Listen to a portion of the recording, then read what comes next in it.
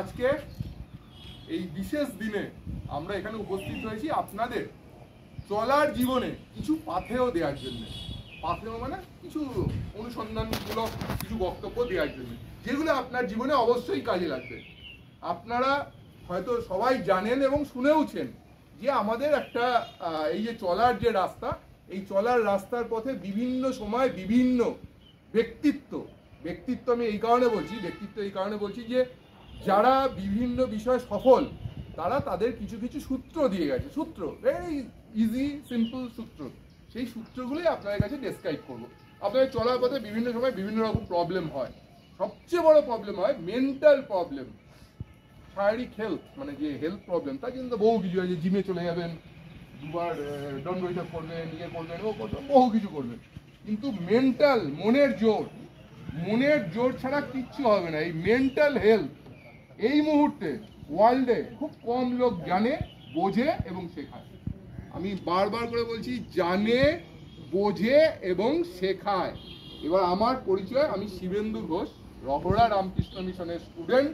আমি চাকরি করি, পুলিশ সার্ভিস করি, আমি পুলিশে সার্ভিস করি এবং একটি জায়গায় রয়েছি। এখন এই মুহূর্তে আমি ভবানী ভবনে রয়েছি।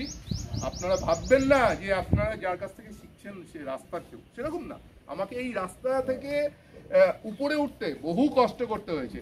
সেই জিনিসগুলো আমি আপনাদের কাছে শেয়ার করব।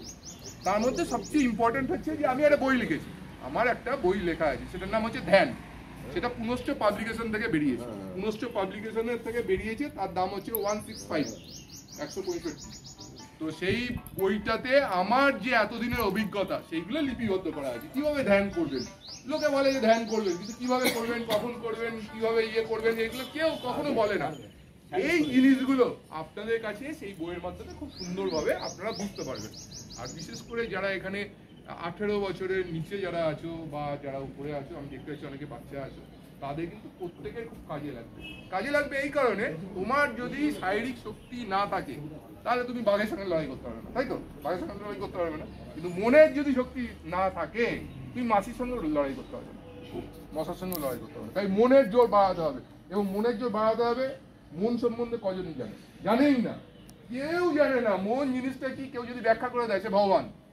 মানুষই না, সে মানুষই না।